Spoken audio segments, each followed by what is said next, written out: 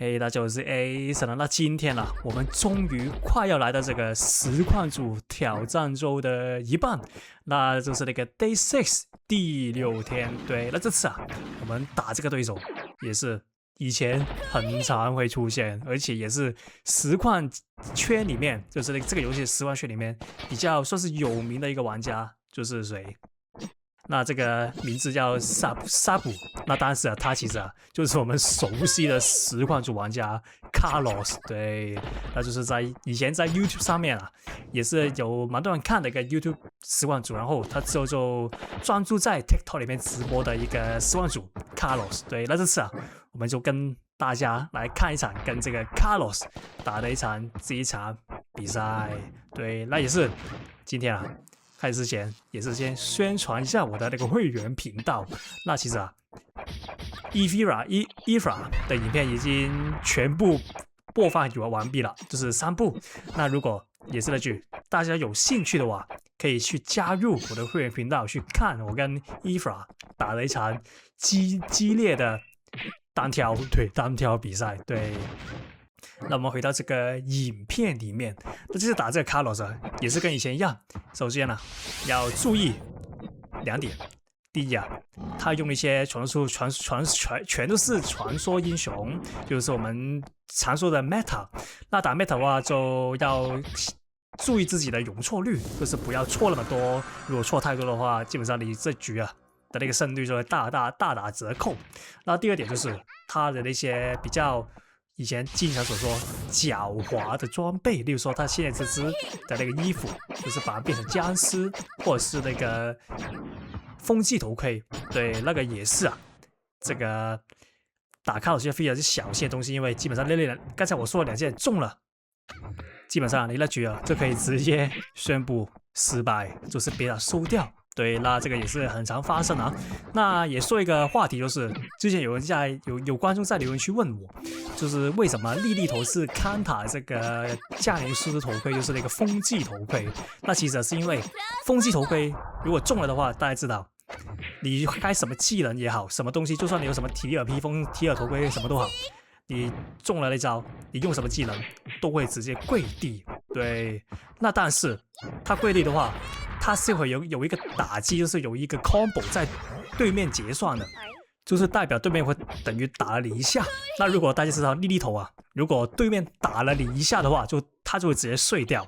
那所以的話，雖然你是會因為那個風季頭盔而跪地，但是對面也是會碎掉。那而且那個碎掉那個時間是比你跪地那個時間來的長很多。所以說你可以等於什麼？就等於你把它抓住了，對，就是這麼簡單。所以的話，莉莉頭是克制這個風季頭，就是這個原因。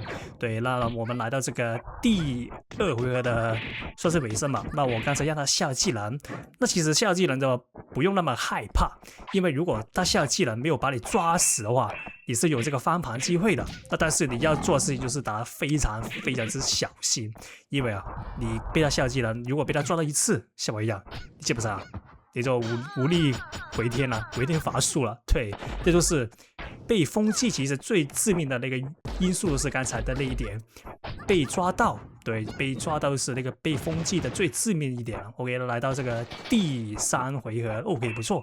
那剛才那個上代它配這個鬼神噴火啊，其實那個反應時間是雖然很短，但還是有的。那如果你有注意的話，你直接跳走那就行了。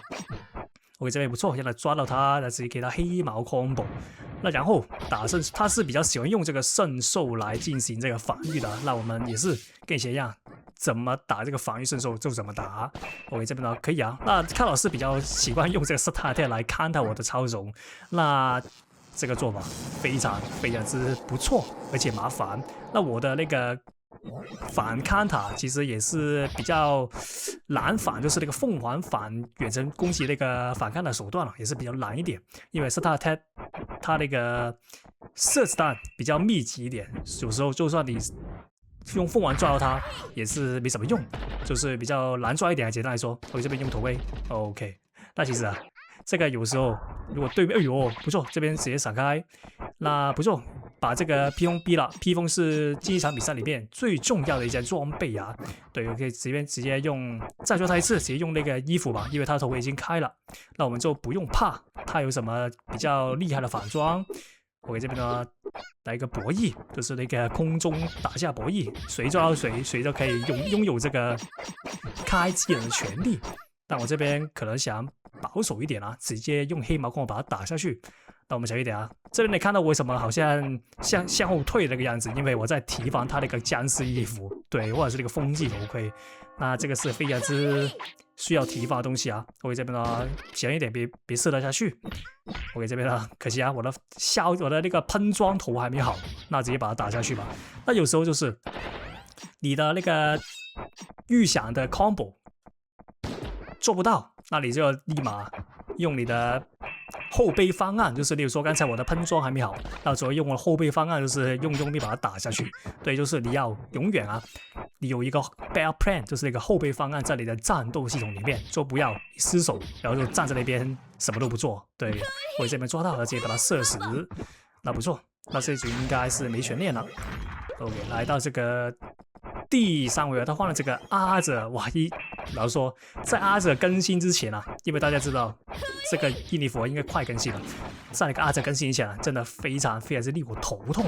因為如果你是一個比較進攻型的玩家也還好，因為阿哲進攻型的話，其實就是什麼是進攻型，就是你不是太依賴這個綠色籃球，就是用它的機體來進行那個打擊的話，其實對我來說就不是特別的麻煩，因為你是一個比較進攻積極面對戰鬥的玩家了。但是如果面對這個逃避型就是 hit and run 的玩家，那真的非常之頭痛，因為你又抓不到他，然后他又不是每次抓到你，就會讓那個時間拖得非常之長啊。我這邊的話抓到，那這邊不用擔心啊，那個時間，哎呦，還以為那個時間沒那麼快，就是那個 CD 還沒那麼快。但是那個51SD 其實某程度上也是蠻快的，我這邊避開，那避了的話就不用怕了，那我們這邊把它抓住，不要錯過任何能抓住它的機會。但是我們這邊小一點啊，因為已經來到這個技能階段，那我們就盡量用這個超手來進行輸出，就不要把一些沒有反裝的一種拿出來讓它抓到。我這邊呢，我們頭盔還有啊，那我們就扣住，不用那麼開的那麼進取，頭盔是我們的救命稻草啊。OK， 這邊的哎呦不錯。那個空中博弈我贏了，那我就哎呦，那個掉下來，那就沒事。我剛才所說空中博弈我贏了，就可以擁有這個輸出權利。對，這個就是我們打高端局那個所謂博弈的過程。OK， 這邊直接踢下去吧，應該。對，那我就不要讓他抓到我的破綻。OK， 這邊我的衣服還有，頭盔還有。那這邊看準頭盔或者披風，哎，不錯，抓到，那直接噴裝吧。那我們就不要放過機會了。我猜啊，他的那個披風應該是存好的，但是不知道為什麼他不開，可能是想多看一步吧，我猜。那這邊他應該是會開披風，對，沒錯。但是我們已經做到那個噴裝打法的精髓了，就是把對面的裝備噴下來，然後把他技能減下來。其實啊，噴裝對我來說，某程度上也是一個把自己技能優勢拉起來的一個手段。对，那這邊的話不錯，那我們的技能優勢也有，然後血量也有，那這局的那個優勢就非常之大了。那但是你這局打一些高端局啊，這種比較有經驗的玩家，那就不要掉以輕心，因為也是一個失誤就可以把你整局反轉了。OK， 這邊呢就是對，你看到那個重力一吃下去，我的血量就剩這樣了。那我們看遠點 ，OK， 這邊直接踢下去。